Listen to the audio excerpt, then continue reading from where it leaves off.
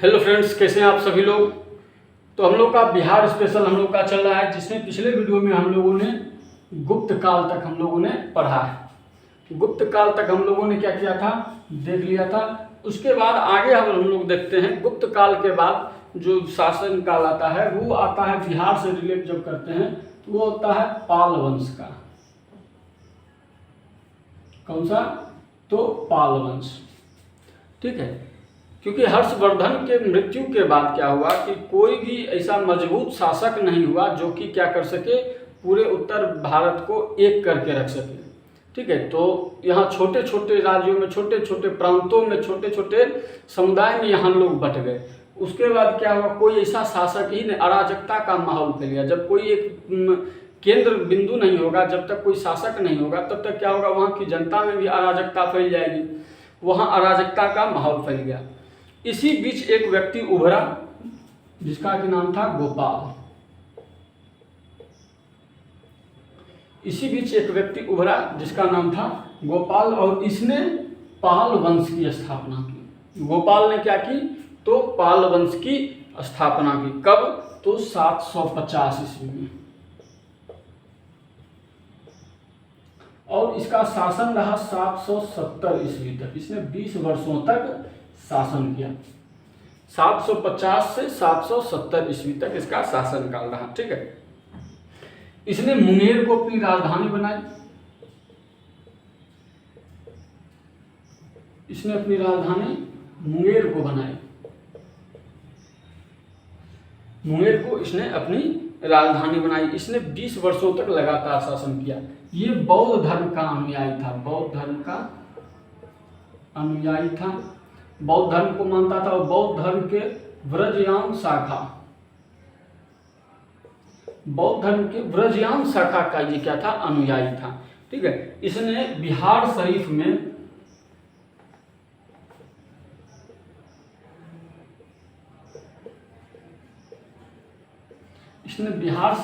उदंतपुरी विश्वविद्यालय की स्थापना की।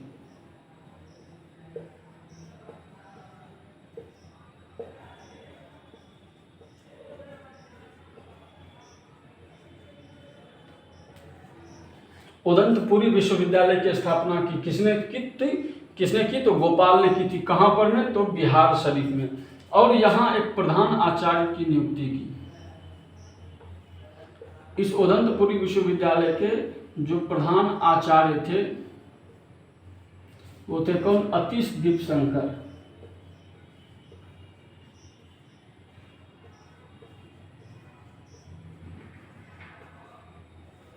अतीश दीपशंकर क्या थे? तो इस उदंतपुरी विश्वविद्यालय के प्रधान आचार्य थे। तो गोपाल से संबंधित इतना ही हम लोग को पढ़ना है कि पाल वंश का जो है स्थापना, पाल वंश की स्थापना किसने की? तो गोपाल ने की। कब? तो 750 ईस्वी में। और 20 वर्षों तक इसका शासन काल रहा था। इसने अपनी राजधानी मुंगेर को बनाई। यह बौद्ध धर्म के व्रजयाम शाखा का अनुयायी था। बिहार शरीफ में इसने उदंतपुरी विश्वविद्यालय की स्थापना की। और यहाँ के प्रधान आचार्य कौन थे? तो अतीश दीपशंकर यहाँ के प्रधान आचार्य थे। अब इसके बाद गोपाल के बाद आता है गोपाल का पुत्र धर्मपाल। अगला जो शासक है वो कौन है? तो वो है धर्मपाल।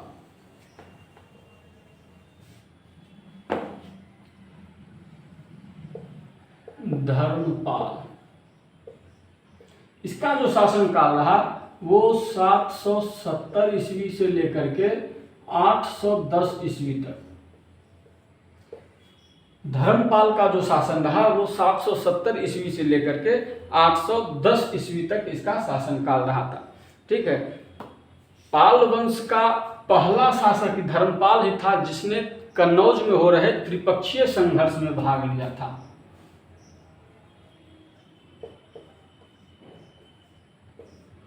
कन्नौज के त्रिपक्षीय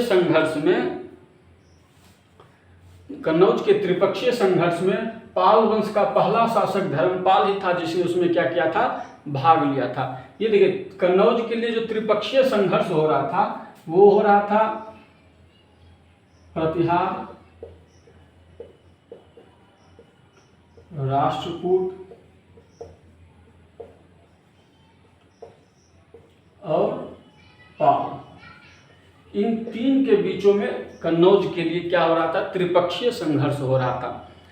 हुआ क्या था कि कन्नौज जो है एक शक्तिशाली क्षेत्र के रूप में, एक विकसित क्षेत्र के रूप में, एक संपन्न क्षेत्र के रूप में क्या हुआ था, कन्नौज उभरा था। हर्ष के समय में ही इसने कन्नौज को क्या किया था, कन्नौज का विकास हुआ था और कन्नौज क्या हुआ था, एक समृद्ध क्षेत्र के रूप में कन्नौज उभरा था। तो इसी कन्नौज पर में अधिकार के लिए प्रतिहार भी तैयार थे कि प्रतिहार भी उस कन्नौज को अपने अंदर लेना चाह रहे थे। राष्ट्रकूट भी कन्नौज को अपने क्षेत्र में मिलाना चाह रहे थे। उसी समय पाल वंश की भी स्थापना हुई। पाल वंश का गोपाल था, गोपाल में इसमें शामिल नहीं हुआ था, लेकिन धर्मपाल क्या हुआ, तो इस कन्नौज के लिए चल रहे इस युद्ध में शामिल हुआ था। कौन, तो धर्मपाल इसमें शामिल हुआ था। लेकिन प्रतिहार राजा जो थे, प्रतिहार के एक राजा थे वत्सराज।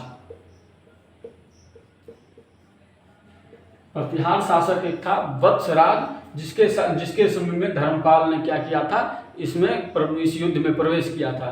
तो वत्सराज ने क्या किया, धर्मपाल को पहले पराजित कर दिया। वत्सराज ने धर्मपाल को पराजित कर दिया। धर्मपाल चाह तो रहा था कन्नौज को अपने में मिलाना, इसने युद्ध में भी भाग लिया, लेकिन क्या हुआ, तो वत्सराज से वो हार गया। वत्सराज ने इसे हरा दिया। लेकिन फिर बाद के कुछ समय के बाद राष्ट्रकूट शासक एक था ध्रुव। राष्ट्रकूट में एक शासक हुए ध्रुव। इसने क्या किया, तो इसको और धर्मपाल दोनों को हरा दिया। धर्मपाल को और वत्सराज दोनों को पराजित किया और कुछ समय तक कन्नौज पर में इसने क्या किया, अपना अधिकार जमा करके रखा। ठीक है। इसी के समय में, धर्मपाल के समय में ही प्रतिहार शासक एक था नागभट्ट द्वितीय।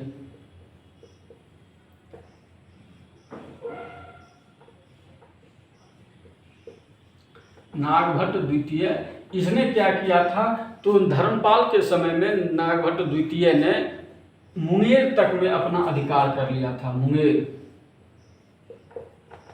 मुंगेर तक ये अधिकार करते हुए कहां तक पहुंच गया था, तो मुंगेर तक ये पहुंच गया था। लेकिन फिर बाद में धर्मपाल ने इसे पराजित करके, इसे भगा करके मुंगेर के क्षेत्र को अपने अंदर अधीन रखा था। चूंकि ये पहले से ही धर्मपाल का ही क्षेत्र था, ये पाल वंशों का यहाँ आधिपत्य था। लेकिन नागभट्ट द्वितीय ने क्या किया, नागभट्ट द्वितीय भी अपना साम्राज्य विस्तार के कारण मुंगेर तक पहुंच गया था।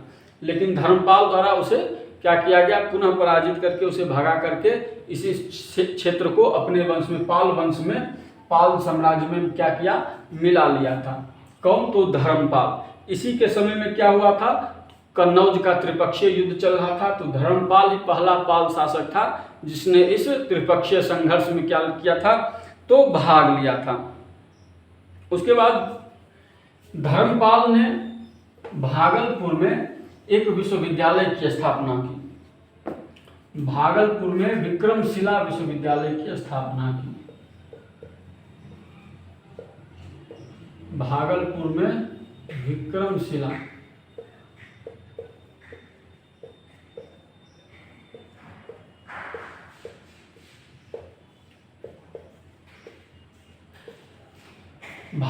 में विक्रमशिला विश्वविद्यालय की स्थापना किसने की, तो धर्मपाल ने ही विश्वविद्यालय की स्थापना की।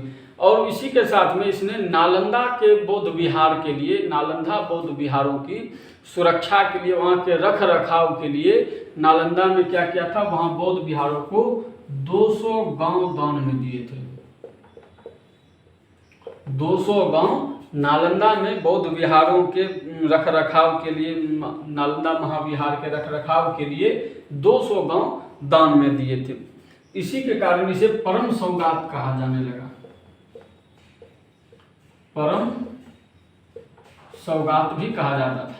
किसे, तो धर्मपाल को ही क्या कहा जाता था, परम सौगात, यानी अधिक दान देने वाला। दान देने वाला को ही कहा जाता है परम सौगात। यानी किसी क्षेत्र के लिए, कुछ अधिक विकास के लिए उसने जब दिल खोलकर दान करना प्रारंभ किया, तो इसे क्या कहा जाने लगा, परम सौगात भी इसे कहा जाने लगा। ठीक है। एक थे हरिभद्र। हरिभद्र ये बौद्ध विद्वान थे, बौद्ध धर्म के, बौद्धों के विद्वान थे, बौद्ध धर्म के विद्वान। ये भी किसके दरबार में, तो ये धर्मपाल के दरबार में ही ये रहते थे। कौन, तो हरिभद्र।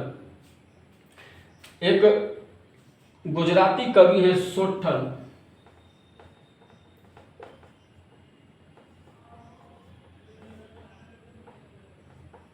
एक गुजराती कवि हैं सोट्ठल। इन्होंने धर्मपाल को क्या कहा है, तो उत्तरापथ स्वामी।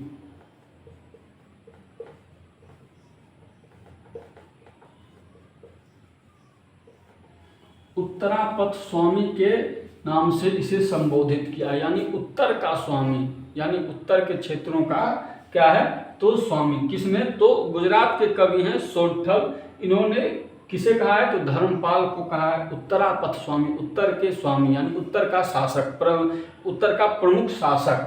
तो धर्मपाल से संबंधित क्या है, तो धर्मपाल का शासनकाल 770 से 810 ईस्वी तक रहा था। इसने भागलपुर में विक्रमशिला विश्वविद्यालय की स्थापना करवाई और नालंदा महाविहार के रखरखाव के लिए 200 गांव दान में दिया था। हरिभद्र एक बौद्ध विद्वान थे, वो क्या, तो वो धर्मपाल के दरबार में ही रह रहे थे। कन्नौज के लिए चल रहे त्रिपक्षीय संघर्ष में कौन कौन भाग लिया था, तो पाल, प्रतिहार और राष्ट्रकूट। इनमें से धर्मपाल पहला पाल शासक था जिसने कन्नौज के लिए चल रहे त्रिपक्षीय युद्ध में क्या हुआ था, शामिल हुआ था। इसे परम सौगात के नाम से भी जाना जाता था। सोट्ठल ने इसे उत्तरापथ स्वामी नाम से क्या किया है, संबोधित किया है, इसे उपाधि दिया कि उत्तरापथ स्वामी की उपाधि इसे प्रदान की थी। ठीक है। इसके बाद धर्मपाल के बाद अब आता है देवपाल। धर्मपाल के बाद अगला जो शासक आता है वो है कौन, तो देवपाल।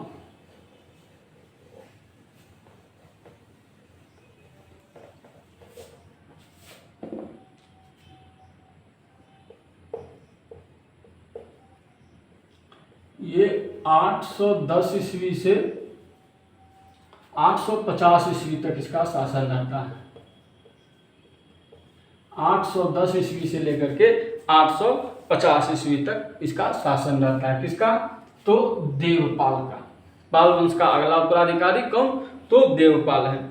देवपाल बहुत ही विस्तारवादी नीति का था। इसने अपने साम्राज्य का विस्तार करना प्रारंभ किया। इसने जब अपने साम्राज्य का विस्तार करना प्रारंभ किया तो पूर्वोत्तर में प्राग ज्योतिषपुर,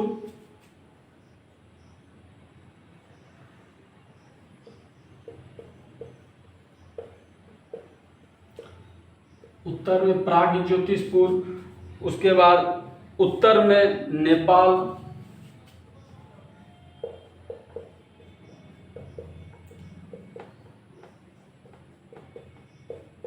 उत्तर में नेपाल, उसके बाद पूर्व में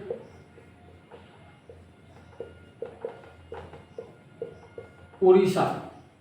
यहाँ तक पूर्वोत्तर में प्राग ज्योतिषपुर, उत्तर में नेपाल और पूर्व में उड़ीसा तक का क्षेत्र इसने क्या किया था, साम्राज्य विस्तार की अपनी नीति के तहत इसने इस साम्राज्य का विस्तार करते हुए इन सभी क्षेत्रों तक अपना क्या कर लिया था, आधिपत्य जमा लिया था।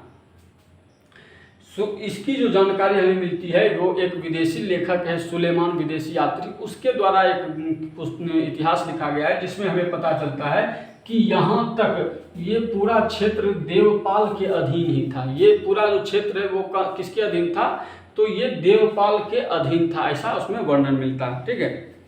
इसने देवपाल ने भी ओदंतपुरी में एक मठ की स्थापना की। ओदंतपुरी में का जो प्रसिद्ध बौद्ध मठ है,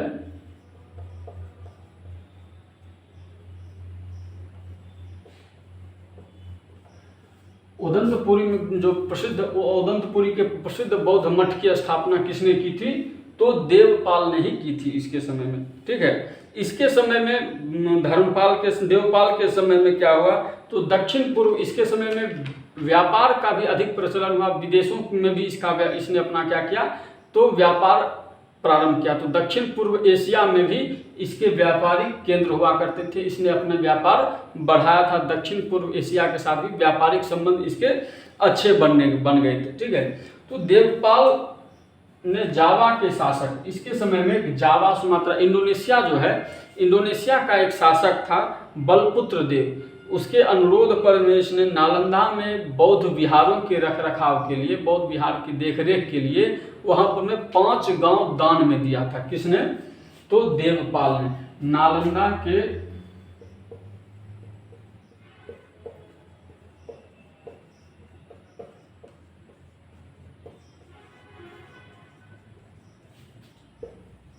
रख रखाव के लिए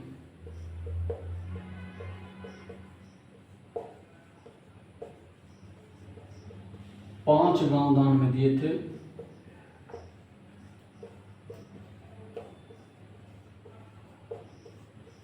किसके कहने पर में? तो किसके अनुरोध पर में? तो इंडोनेशिया का शासक था बलपुत्र देव, जावा के शासक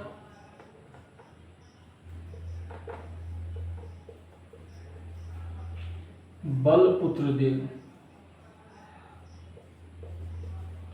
ये इंडोनेशिया का शासक था बलपुत्र देव। इसके अनुरोध पर में देवपाल ने नालंदा के बौद्ध विहारों के रख रखाव के लिए 5 गांव क्या किए थे? तो दान में दिए थे। तो देवपाल से संबंधित इतना ही है कि इसने अपना साम्राज्य का विस्तार किया। इसके समय में इसने अपने अधिक जो इसका समय था, इसने अपना सर्वाधिक समय साम्राज्य के विस्तार पर में ध्यान दिया, साम्राज्य के विस्तार पर में ही दिया। और ओदंतपुरी में एक बौद्ध मठ का क्या किया? तो निर्माण करवाया था। ठीक है। इसके बाद आता है महीपाल। देवपाल के बाद आता है कौन? तो देवपाल के बाद आता है महीपाल।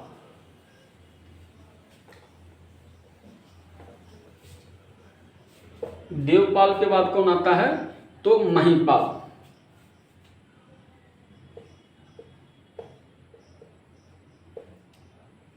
ये 988 से 1038 ईस्वी तक इसका क्या रहता है? शासन रहता है। किसका? तो महीपाल का। देवपाल के शासन में क्या हुआ था? तो इसने अपना साम्राज्य का विस्तार किया, लेकिन प्रशासनिक दृष्टिकोण से इसका धीरे धीरे क्या होने लगा? देवपाल के जाने के बाद धीरे धीरे ये कमजोर होने लगा पाल वंश। जब कमजोर होने लगा तो महीपाल ने इस वंश को पुनर्जीवित किया, यानी कि पुनः इसकी स्थापना की, पुनः इसको क्या किया? मजबूत किया। तो इसी कारण से महीपाल को द्वितीय संस्थापक भी कहा जाता है।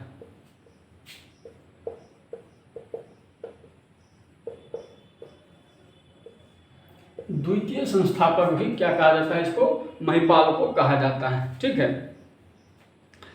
इसने अनीसा दीपंकर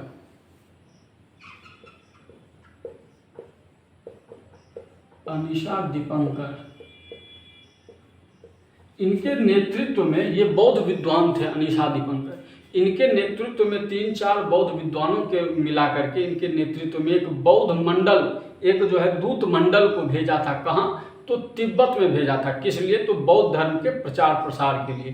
जिनके इसकी के प्रचार के समय में क्या हुआ था? तिब्बत में बौद्ध धर्म का प्रचार हुआ था। और अभी भी तिब्बत जो है बौद्ध धर्म का ही केंद्र है। तिब्बत में बौद्ध धर्म के लोग बहुत अधिक रहते हैं। तो अनीसा दीपंकर के नेतृत्व में महीपाल ने क्या किया था? तो भेजा था तिब्बत में अपने एक दूत मंडल को बौद्ध धर्म के प्रचार के लिए। इसने अपने पाल वंश के कमजोर हो रहे स्थिति को क्या किया? मजबूत किया। साम्राज्यवादी नीति का भी पालन किया। इससे पहले जो देवपाल ने जो साम्राज्य को जीता था उसकी सुरक्षा की, लेकिन इसका किस्मत ही खराब था। इसी के समय में क्या हुआ कि चोल राजा राजेंद्र प्रथम का क्या हुआ था? आक्रमण हुआ था। और राजेंद्र प्रथम के साथ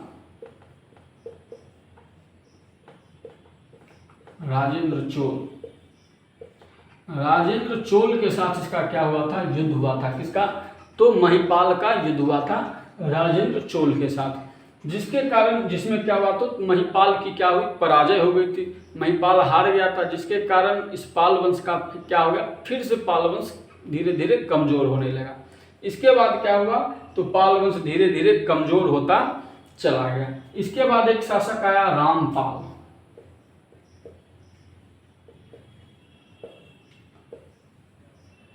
इसके बाद आया एक रामपाल। ये अंतिम शक्तिशाली शासक इसको मान सकते हैं।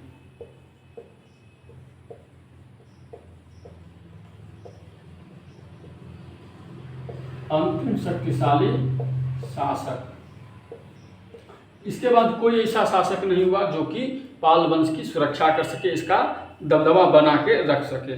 तो इसी के समय रामपाल के समय में ही मिथिला में कर्नाट वंश की स्थापना हो गई थी। मिथिला में कर्नाट वंश।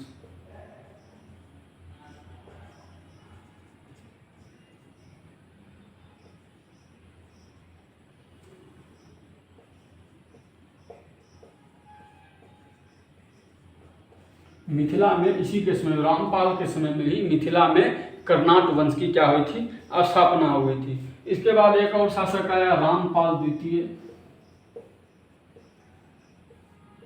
रामपाल द्वितीय, रामपाल द्वितीय इस वंश का इसे अंतिम शासक माना जाता है। रामपाल को इस वंश का अंतिम शासक, पाल वंश का अंतिम शासक इसे माना जाता है, रामपाल द्वितीय को। इसी के समय में कहीं कहीं किसी इतिहासकारों ने लिखा है कि रामपाल द्वितीय के समय में ही बख्तियार खिलजी का आक्रमण हुआ था।